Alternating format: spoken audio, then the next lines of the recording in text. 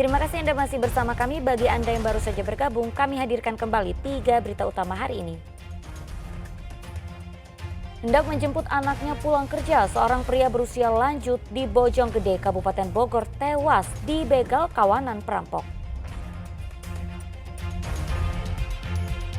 Diduga korban pembunuhan, mayat seorang pelajar ditemukan dalam kondisi penuh luka di tempat tumpukan sampah di Purwakarta. Peringatan Hari Batik Nasional ditandai pembentangan kain batik sepanjang 4 km di Jalan Kebun Raya dan Istana Bogor.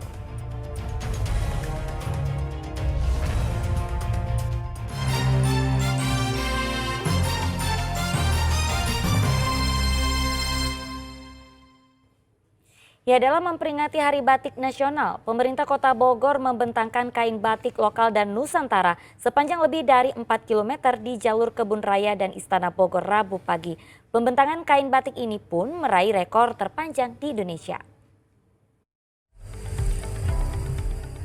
Berbagai kain batik lokal dan Nusantara ini dibentangkan warga sejauh 4,1 km di sepanjang jalur pedestrian Kebun Raya dan Istana Bogor Rabu pagi. Pembentangan kain batik ini dalam rangka memperingati Hari Batik Nasional yang ke-15. Selama acara berlangsung, para peserta pun diharuskan menggunakan pakaian batik. Selain bentuk kebanggaan terhadap kain yang menjadi ciri khas Indonesia, para peserta juga berharap kain batik ini bisa lebih familiar di kalangan generasi muda agar kelestariannya tetap terjaga.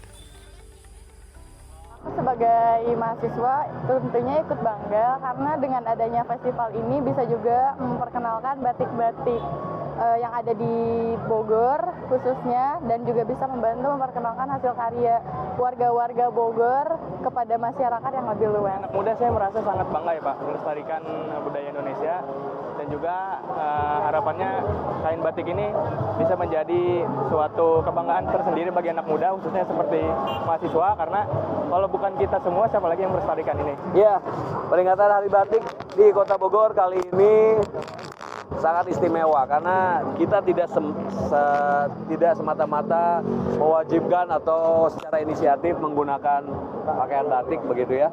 Tidak hanya semata-mata menggunakan pakaian batik dalam sehari, tetapi kita memberikan makna lebih dengan satu event yang luar biasa ini.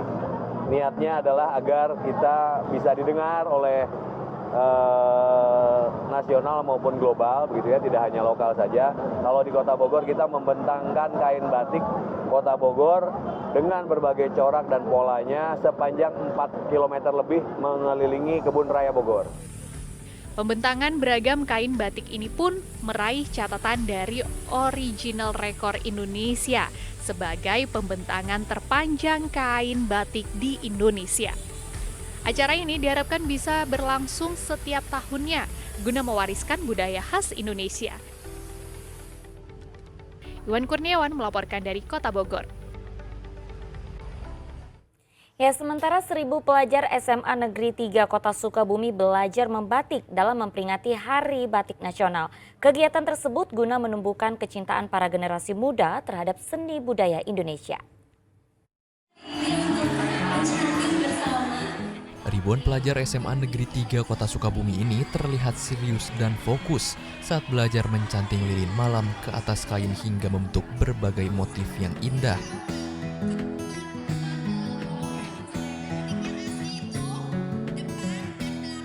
Kegiatan ini dilakukan para pelajar dalam memperingati Hari Batik Nasional ke-15. Mereka begitu gembira dan antusias dalam melestarikan budaya khas Indonesia ini. Menurut salah satu pelajar, ia baru pertama kali belajar membatik.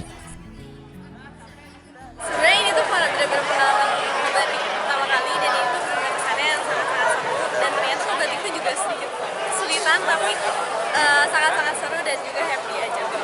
Hari ini menggunakan apa nih batiknya? Kita pakai cantik dari lilin gitu kan. Sebenarnya aku kurang paham tentang batik tapi cukup benar-benar seru banget juga. Terus tema apa yang kamu batik itu kira-kira? Ini bunga gitu. Bunga aku membatik bunga gitu. Sedang pihak sekolah menggelar acara ini pada Hari Batik Nasional guna menumbuhkan kecintaan para pelajar terhadap seni membatik. kita ingin mewariskan nilai budaya seni terutama batik. Kemudian yang kedua, batik ini sudah menjadi ikon tidak hanya Indonesia, tapi sudah mendunia, sehingga kita perlu memupuk kecintaan anak-anak terhadap budaya batik kita. Saya tertarik untuk melaksanakan event hari ini, yaitu tentunya kita pengen kenalin ke anak-anak muda zaman sekarang bahwa batik itu tentang proses, tentang perjalanan panjang orang-orang zaman dahulu yang mengusahakan untuk menjadi warisan budaya Indonesia. Maka dari itu pengen kenalin sih, lebih utamanya sih itu karena mereka tuh pasti nggak akan begitu ngeh mana batik, mana tekstil bermotif batik, seperti itu. Kota Sukabumi sendiri merupakan salah satu daerah dengan produksi batik yang menjanjikan. Kini sudah mulai banyak UMKM batik asli Sukabumi yang berkembang dan bermunculan. Asep Didi melaporkan dari Kota Sukabumi. Kita beralih ke informasi lain. Ratusan buruh dari berbagai industri berunjuk rasa di depan kantor Bupati Garut. Mereka menuntut pemerintah untuk menaikkan upah minimum kabupaten yang selama ini dianggap murah.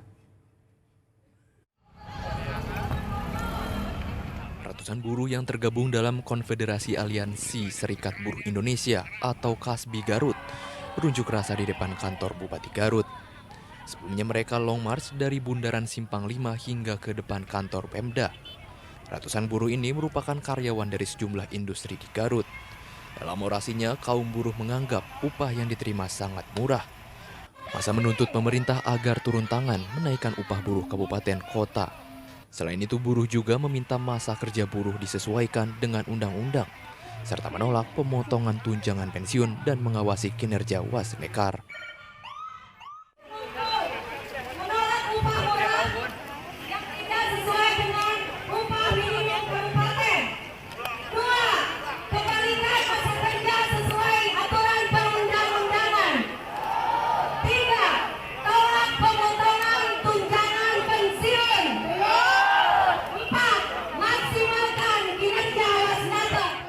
Kaum buruh menganggap selama ini pemerintah tidak berpihak pada kaum buruh. Selama bertahun-tahun mereka dibayar dengan upah yang sangat murah. Buruh mengancam akan gelar aksi lebih besar jika tidak ditanggapi. Eko Setiabudi melaporkan dari Garut. Ya, begal sadis kembali terjadi di Kampung Bojonggede, Kabupaten Bogor. Kali ini menimpa seorang pria lanjut usia yang jasadnya ditemukan bersimbah darah di pinggir jalan desa. Sementara motor korban hilang. Korban dibegal saat menjemput anaknya pulang kerja. Begalan di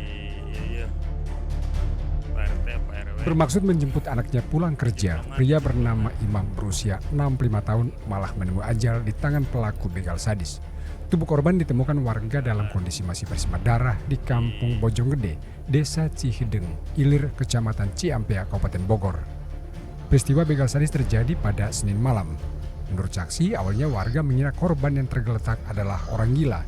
Namun setelah diperiksa, ternyata korban bersimbah darah pada bagian kepala. Warga pun langsung mengevakuasi korban ke Rumah Sakit Umum Daerah Luwiliang, Bogor. Namun nyawa korban tidak tertolong. Ia meninggal dalam perjalanan. Mengeluarkan napas, kan?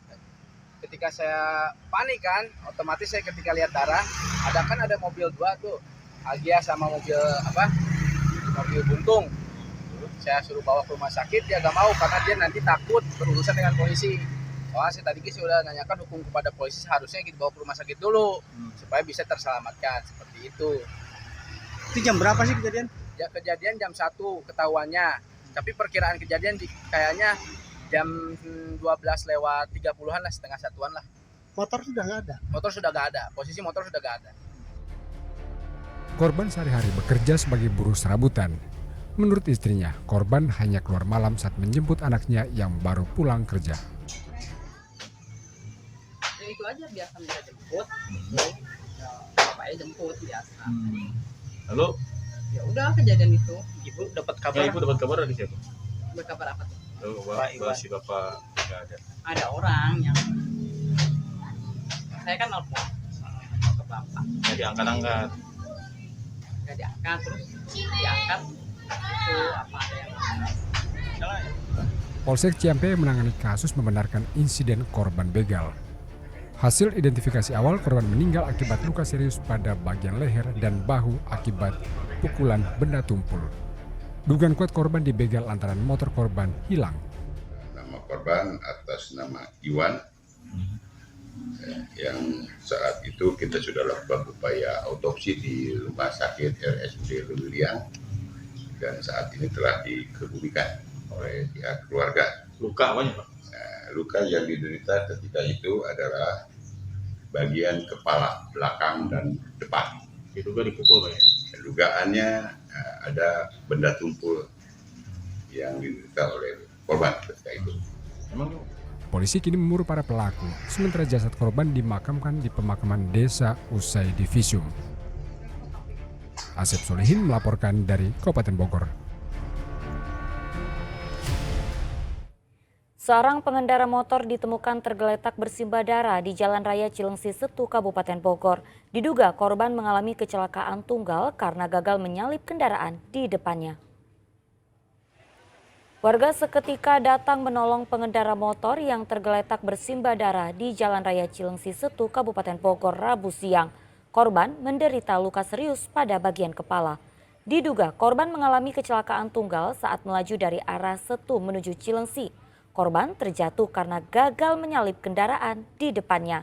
Warga bersama polisi mengevakuasi korban ke rumah sakit untuk mendapat perawatan. Kasus ini ditangani Satlantas Polres Bogor. Unggas naik ke luhur posisinya. Dari sana silakan dari sana. Dari sana. Ya. Katanya luka ini kan posisi motor ini. Ini kan belum diapa-apain. Luka di bagian mana sih Pak tadi Pak? Kepala ya? Telinga kelihatannya kalau berarah pala ini ada fotonya.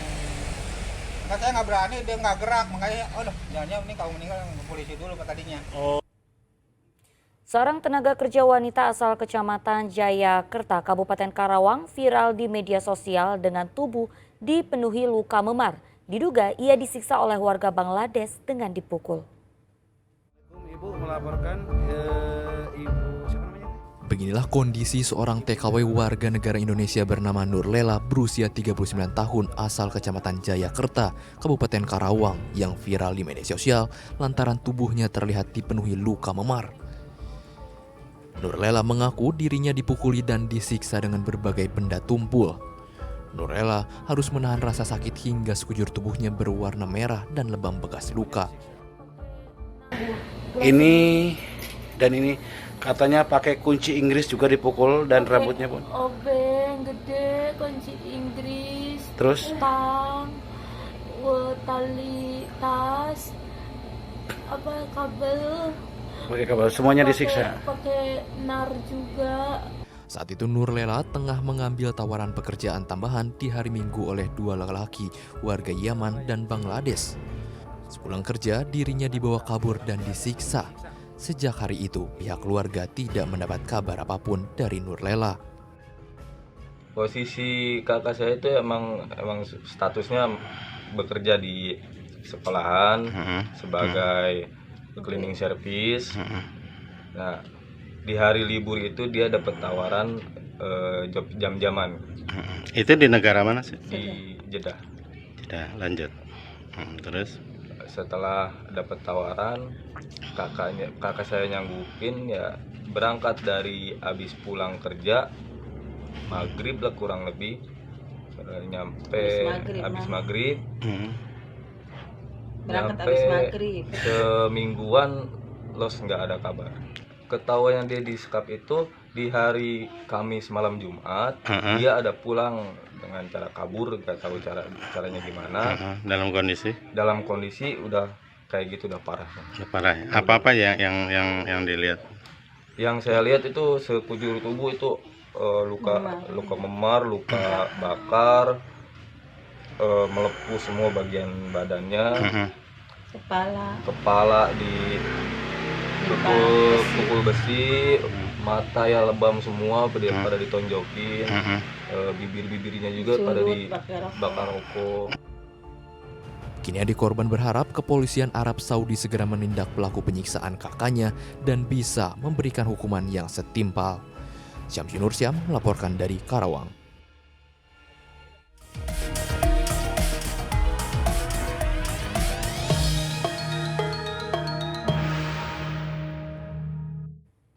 Ya, Komisi Pemilihan Umum Kabupaten Sukabumi dan Purwakarta mulai menerima distribusi logistik pemilu berupa kotak suara, bilik suara, dan kabel tis.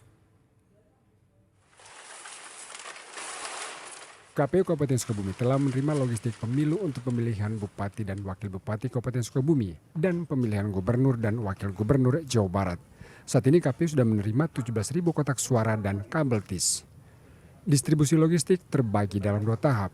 Tahap pertama distribusi kotak suara, segel, dan kabel tis. Sedangkan tahap kedua berupa surat suara dan perlengkapan lainnya. Yang kita sudah terima adalah bilik suara, terus kabel tis untuk pengamanan ini kotak suara gitu. Oke, kira-kira target untuk sendiri untuk logistik sendiri berapa lama? Kalau untuk kita targetan untuk masuk bulan Oktober ya, itu sudah selesai semua. Kabupaten Sukabumi merupakan kabupaten terluas se-Jawa Bali. Distribusi logistik untuk sebagian wilayah harus menggunakan perahu. Pada pilkada tahun ini ada 2 pasangan yang akan bertarung. Logistik pemilu juga telah diterima KPU Kabupaten Purwakarta. Saat ini terdata sudah lebih dari 5.000 bilik suara dan disimpan di gudang KPU di Jalan Veteran, Kelurahan Nagri Kaler, Purwakarta. Untuk menjaga kondisi logistik agar tidak rusak akibat kondisi cuaca yang mulai hujan, pihak KPU telah memasang palet di lantai dan menggunakan penutup terpal. Minggu pertama Oktober kita menerima beberapa logistik yang lain selain bilik suara yang telah kami terima di KPU Kabupaten apa aja, Pak? Mungkin nanti ada sampul seperti itu. Kemudian secara persis sih nanti dilihat di sistem logistik. Pilkada Purwakarta memiliki jumlah pemilih tetap lebih dari 738.000 pemilih. Pilkada diikuti oleh 4 pasangan calon bupati dan wakil bupati dan 4 pasangan calon gubernur dan wakil gubernur Jawa Barat. Asif Didi dan Jenal Arifin melaporkan dari Kabupaten Sukabumi dan Purwakarta.